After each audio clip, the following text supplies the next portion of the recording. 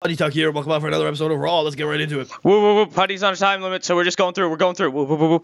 We don't have to be that. We don't have to be that fast. We usually take about an hour. We need to be 5 minutes faster. So really, we just don't fuck around between episodes. We'll be fine. You're right. We're at the Pan American Center, and let's do the show. Lucha Apparently, my attempt to calm Tucker down did not work. No, and so we open things up, and the athletes are in the ring, and they're like, "Yo, boys, we need some boys to fight." Tucker. Yes. Tranquilo. So like, "Yo, boys, we need some boys to fight, boys," and then the brothers come out, the Brotherhood, them boys. Yeah. And they're like, "Motherfucker, we'll fight you. We'll take your belts, and we'll be better than you." So that's what Big Dog does. Big Dog takes your shit and does it better than you ever could. Roman looking to become a 2-time WWE Tag Team Champion. Is that what I'm hearing right now? Yes, very much so. And so, they go back and forth for a little bit, and it is agreed that in the main event, Roman Reigns is going to take on Ricochet. And if Roman Reigns wins, the Brotherhood have their shot at vengeance. At getting revenge or at the pay-per-view vengeance? At the pay-per-view vengeance. Okay. And we go right into the match that was announced last week. In 83B+, as Kevin Owens defeats Chris Jericho in 15:47 by pinfall with a pop-up powerbomb. This was the match for Owens' #1 contendership. Like they're best friends. Shut up, Putty. I even changed the picture so he has the mustache and goatee now. Jericho Mark. What? Jericho Mark. Well, the old one was like terribly out of date, though, Putty. Jericho Mark. Oh, all right. Cesaro cuts promo on Rollins, and he says, I've heard this, Rollins isn't here tonight, but Rollins, when you do show up, I'm going to fuck you up, son. Why is Rollins still here, Tony? Because he's the champion. He doesn't need to show up. Oh, okay. Sheamus says, Finn Balor, fella, at the pay-per-view, fella, me and my fellas, fella, we're going to kick your fella in your fella ass. Fella. And then we go. Oh, shit, wait a minute. This is the Judgment Day session. What? This is the Judgment Day session, brah. Oh, shit. Okay, well, we can bang out Raw SmackDown and do Judgment Day later. Like, there's no... Yeah, that's a good idea. Like, there's no... Shit, Balor hurt himself. We could do Judgment Day in the same session as next week's Raw and SmackDown. Yep, yeah. Sure, that works. Shit, Balor hurt himself. An injured shoulder. Oh, man. We don't totally know what it is yet, and we probably never will. It'll always just be described as injured shoulder. But Balor defeats Aiden English in 8-12 by pinfall with a coup de grace. It's coup de grace, actually. Oh, I'm so sorry. Uh-oh. Oh, my God. Fuck you, Aiden. And so Balor's, like, clutching his shoulder, like, ah! And he's like, Sheamus, you aren't ready. Fuck my shoulder. Seriously, somebody should probably help me. Maybe Finn and Roderick will start an injured Bullet Club stable. There you go. Yeah. He says, Sheamus, fuck you. We coming for you, fella. Oh. And it's like, seriously, can I get some help, though?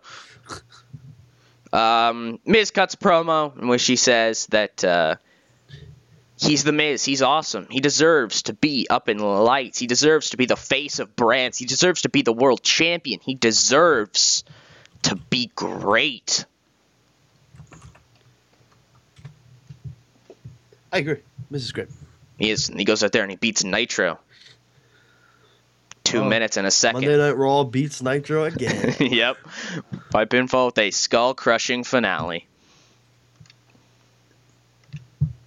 And then backstage, we had a Ziggler promo on the Hype Bros, in which Dolph Ziggler's like, some people want an explanation of what I did last week, and it's simple. I told Ryder what I expected from him and Mojo, and they didn't do it. I told them that this wrestling thing, this is a serious thing. You can't just go around and get silly, get hype, and, think you're going to be successful.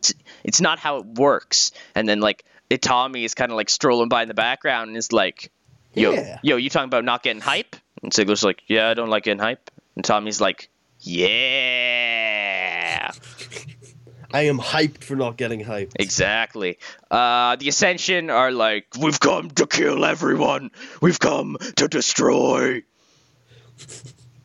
And then they go out there and they do just that. They kill the team of AJ Kirsch, Francisco Chiasto, and Phil Davis.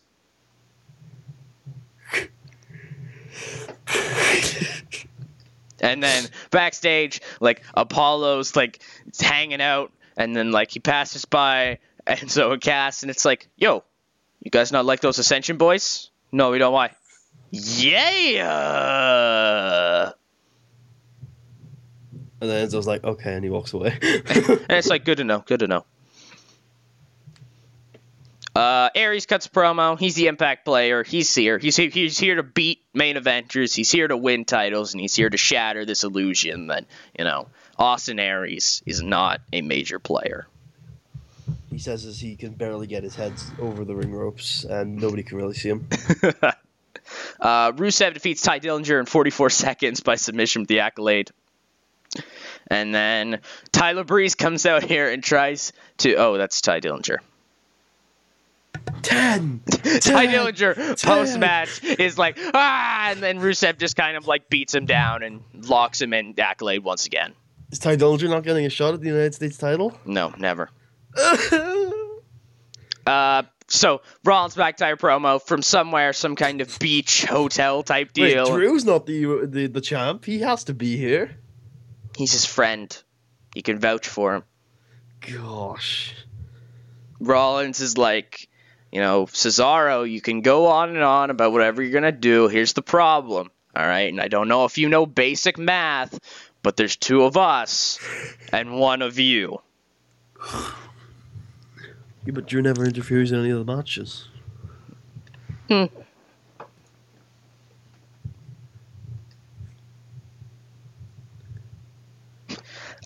We get a return of the Great Jobber tag team of guys who I think look kind of similar, so they must be a tag team. Say yeah. Yeah.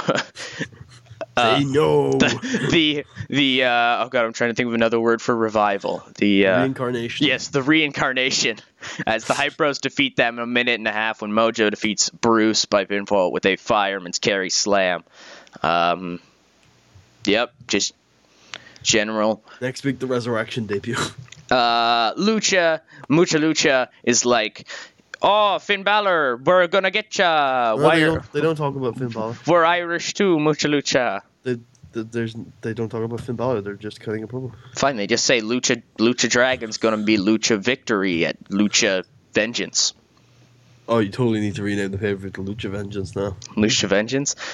Before the match, it's time for the main event. We see Ambrose psyching up Roman. Like, he's got like those like pad things on his hands, and like Roman's punching them. You know what I mean? MMA style. Yeah, sure. Yep. We roll right into the main event, and 88B plus as Roman does indeed beat Ricochet by pinfall with a spear.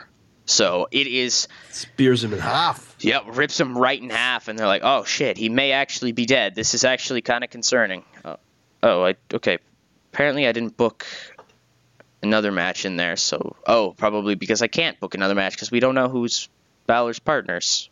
Wait, what? Why is Kevin Owens versus Jericho happening at Vengeance? I don't know. We're just gonna delete that.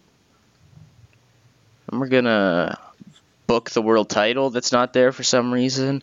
What is this pay-per-view? I swear I've been like pre-booking this out really smart, and I'm like, yeah, okay, I really like where I'm going with this build. Wait, but Owens just beat Jericho, didn't he? Yeah, he did. So why isn't this a triple threat match?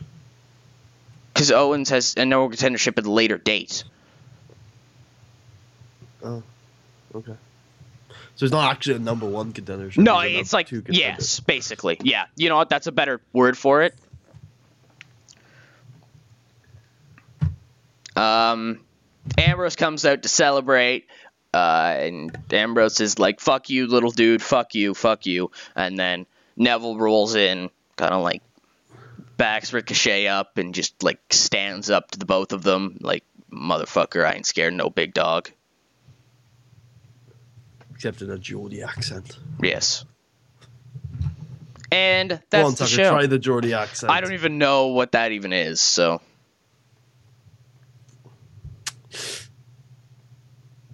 91A. Up in 27. Shaking my head. Lizzie Valentine. Shaking my head, Lizzie Valentine. She had a small part in nip/tuck.